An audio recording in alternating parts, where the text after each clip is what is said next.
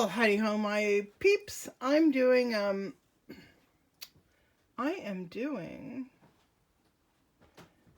wow, the cloud just covered the sun. That was weird. Fake candied bacon. Okay. I've been making this fake bacon for a couple of weeks and I just love it. So I thought I would share this with you. So this is what you have to do.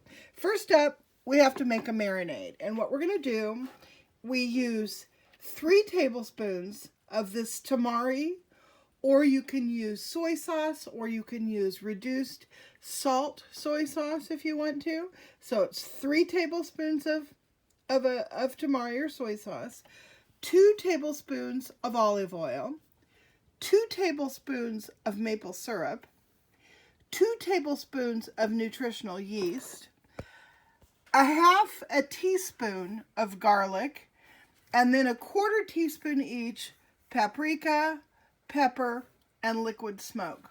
So that is what makes up this marinade. So here's the marinade done, and you just want to give it a nice stir. You can see that it's a beautiful rich brown color, and it's kind of thick. That nutritional yeast kind of thickens this up a little bit. So go ahead and set this off to the side. And I also have a little dish of brown sugar here. This is going to be definitely all the brown sugar you'd need for one full recipe, like I'm going to show you. You just need to sprinkle just the slightest little bit on the top before it goes in the oven. I will show you how to do that. Doesn't take much. Okay. Now, here is the secret ingredient, spring roll wrappers. And I know if any of you guys have ever used these for anything, if you've ever made these marvelous or had them before in a restaurant, these marvelous spring rolls. They're usually just fresh vegetables with a little bit of sauce. Sometimes they put some shrimp in there, you can see. And their spring rolls are wonderful. Well, you can take the wrappers and oh, I've got junk on my hand. I've got food on my hand and I'm cooking. How strange. Anyhow, you could take these wrappers and use them for the bacon, which is wonderful. Now the wrappers are kind of weird. They feel like pieces of plastic. So they feel kind of odd when you first take them out. But what you do with these things is you run them in water. You soak them in a little bit of water. You don't have to leave them very long. I'll show you how to do it. But then you layer them 3 together, and I'm going to layer them onto this cutting board here. And then once the water kind of soaks in, I don't know, it takes, takes about 20 seconds, I guess, half a minute or so. Then what you do is we're gonna cut these up. Now, other videos will tell you to cut these up first, but a lot of times they'll crack and break. So I found it's just easier for me to go ahead and get them laid out on the cutting board, wet, because they become very gluey and pliable, and then I just cut up with a knife. So let's get you to that point. So I'm going to go ahead, as I said, and I'm going to layer 3 of these, but I'm going to soak them in water one at a time. It's pretty simple. You just take your spring roll wrap and you run it through a bath of water like this. Doesn't take long. Probably giving it maybe a 5-second soak, something like that. And then I'm going to put it down on my cutting surface. So that's number 1. I'm going to do the same thing with number 2, and this is going to end up just sitting right on top of the other one. And yeah, you don't have to soak these till they get, see that still, you can kind of hear it's kind of plasticky. You don't want to soak it till it starts to fall apart. You just want to get it wet for about 5 seconds or so. Okay.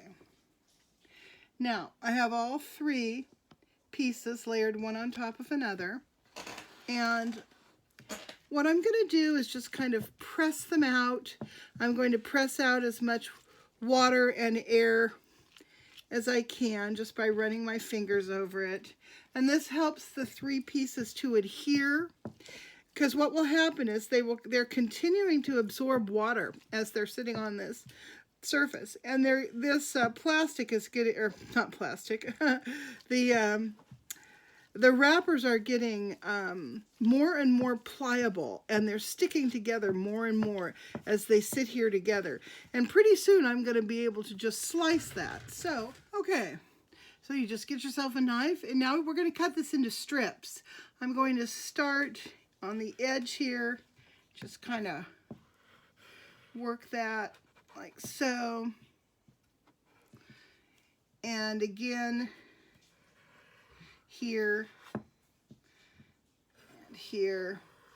And it just cuts very, very beautifully if you get it wet first. And I end up with about, let's see here. We've got 1, 2, 3, 4, 5, 6. I ended up with 7 strips out of this. So now what we're going to do is go ahead and we're going to run it through this marinade and put it on a prepared, like a cookie plate, a cookie sheet is what I use.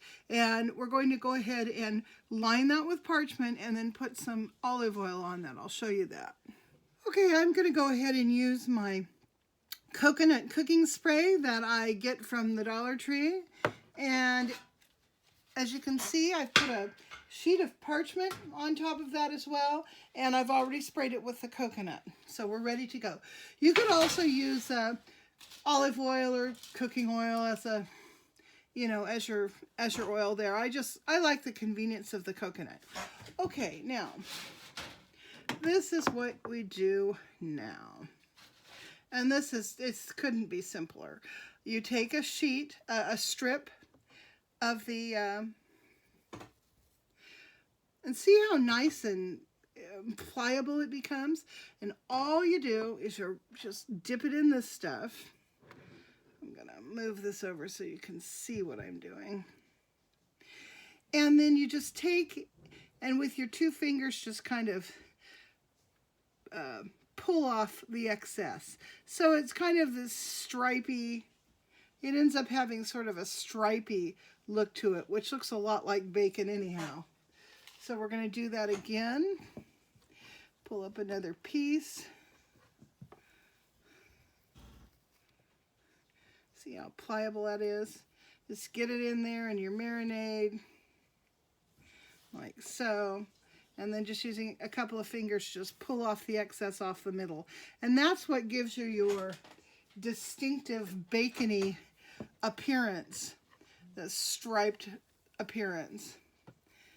I'm going to do that again. So you just take, and in it goes, like so. My hand keeps getting in the way, like so. And then you just take, with your 2 fingers, running down the center. So that gives you that kind of striped appearance. And I'm going to go ahead and do that with all the rest of these pieces. I will probably do another set of 3 while I'm off camera. I want to get this baking sheet completely filled up, and then I'll show you what to do with the brown sugar. And here we have a tray ready to go into the oven. Now, I used a total of 6 of the sheets of spring roll wrapper to do this. That was 2 stacks of 3. So we're just about ready. The only thing we're going to do, since we're going to make this candied bacon, we're going to go ahead and sprinkle a little bit of brown sugar on the top. Now, I'm pretty sparing with the brown sugar. You don't need a lot. There's already the maple syrup. Whoops, there's kind of a big hunk there. There's already maple syrup in the marinade itself, so you're going to be getting sweetness from that as well. So just the littlest bit is all you're going to need.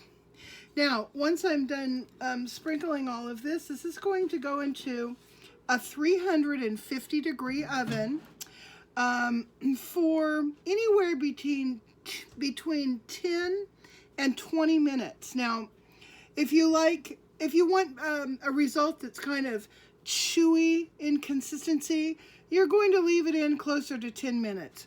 If you want something that's real crisp, you could even crush it up to put on salad. It's that crunchy.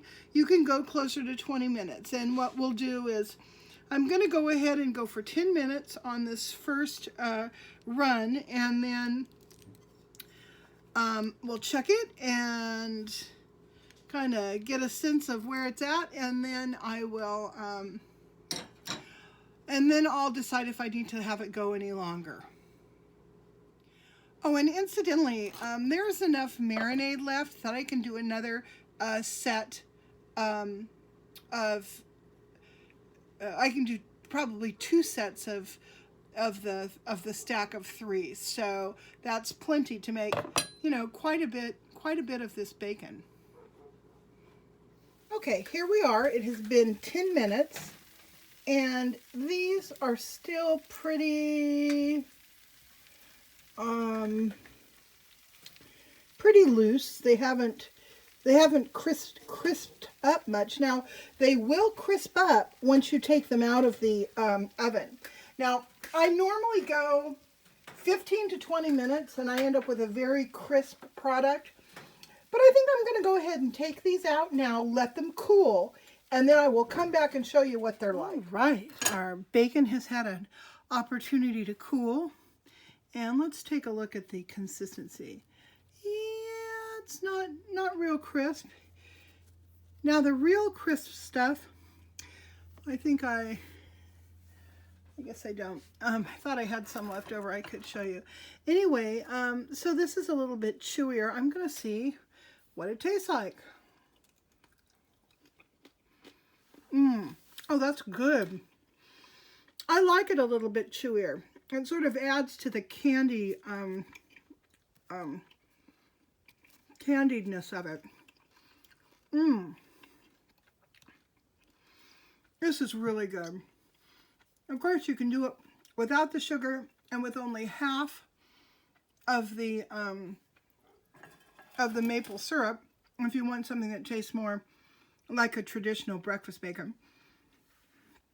If you cannot or will not eat meat or pork, but you still miss bacon, this is a darn good way to kind of bring it back into your life. Okay, you guys. Talk to you later. Bye.